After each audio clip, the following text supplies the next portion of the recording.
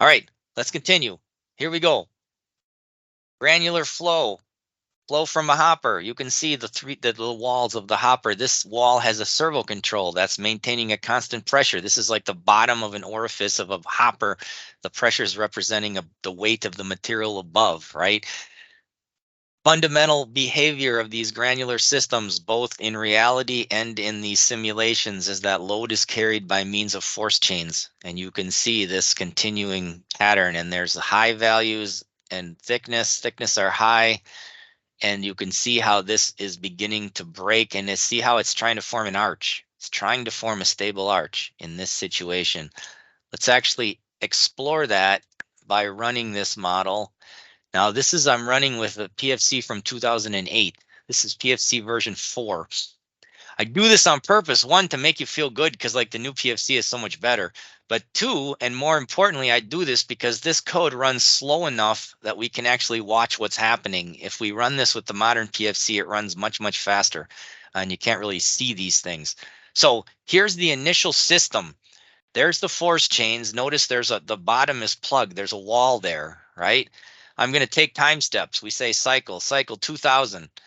There's the step number. I'm cycling, nothing's happening because it's in static equilibrium.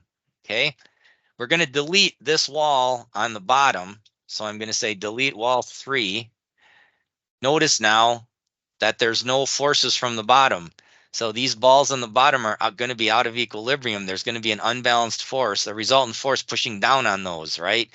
And the system is going to begin to respond. So now let's just cycle 5000. And we can see the material getting pushed out of that system. Notice it's trying to form a stable arch, but for this set of friction on the particles and this size of orifice relative to the diameter, it's not going to be able to.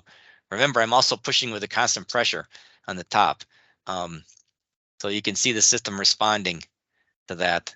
This is pretty cool.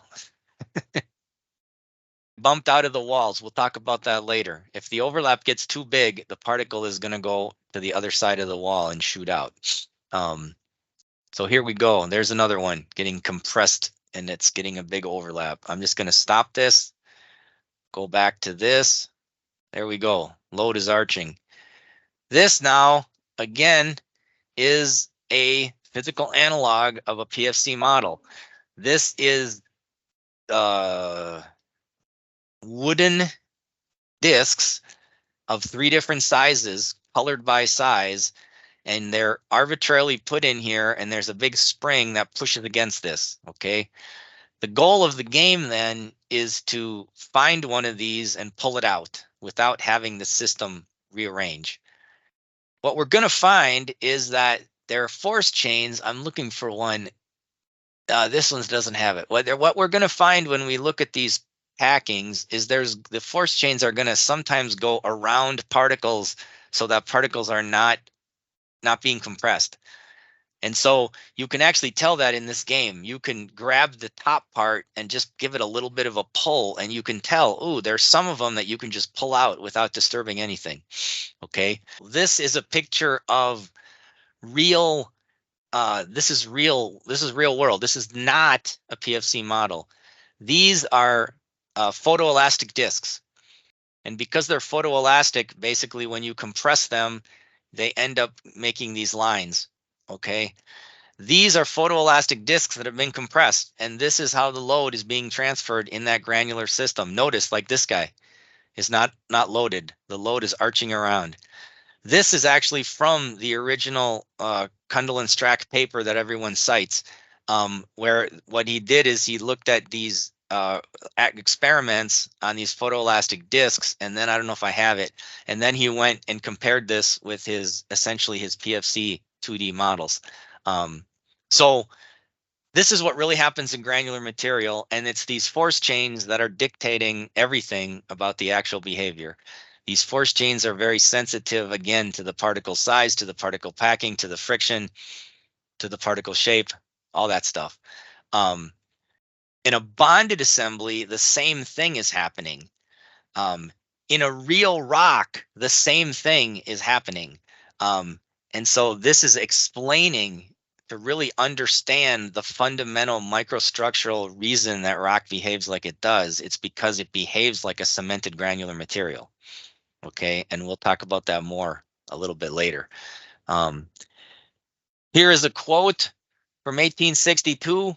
Look at this. This guy didn't even know that he was talking about potential PFC models, right? Falling grains of sand. Here is another PFC simulator. I sort of do this as a joke. That's my son from many years ago with his little thing that he built, right? Now let's look at that exact same system, but this time we're going to put some simple bonds. So we're going to glue these together, okay? And each of these lines is an intact bond. When a bond breaks, we're going to capture that and we're going to put a little line perpendicular to where it broke, and we're going to say that it's going to be a micro crack, okay? And we're going to color them blue and red based on if they break locally in tension or in shear. So I'm going to run this thing, PFC hopper3.dat. So say file call hopper3.dat. Where is it? There it is. And we're getting the initial system set up. Now I'm going to say, oh, again, it's in equilibrium. So if I cycle this thing, nothing is happening. Cycling is happening. Time steps are happening. It's just sitting there. What I'm going to do now is delete wall 3. Wall 3. And now cycle. And you can see how it's breaking and how the damaged front is moving up. So this is like a big rock mass that's like undercutting some rock, right? And you can see, and I don't know this one. I don't know if we kept running it, whether it's going to end up being stable or not. But you get the idea, right? Where you're mobilizing now this damaged region. This is behaving more like a solid body, okay? And we're going to return to these examples a little bit later when we talk about the physics of PFC. Remember, this is meant to be a general high-level introduction to the ideas, okay? And here we go. Look at this. Lucretius actually wrote this in his book from 100 BC. I saw this years ago, and it was like, oh my God, I gotta like take this quote because it's so interesting. If you're at all of a philosophical bent, you will find this book to be fascinating. It's called The Swerve, and what this talks about is it basically talks about this Epicurean philosophy, which Lucretius was a guy who wrote about. And this philosophy is extremely interesting. And it's very much like the way that we as modern people look at the world. For example, they postulated that everything around us is made up of atoms, and that these atoms can't be created or destroyed, and they just take different forms of essentially sticking together, and then that's how it creates things that we have in the world. It's very, very interesting stuff. So if you're interested, this is a really good book. Talks about that, The Swerve.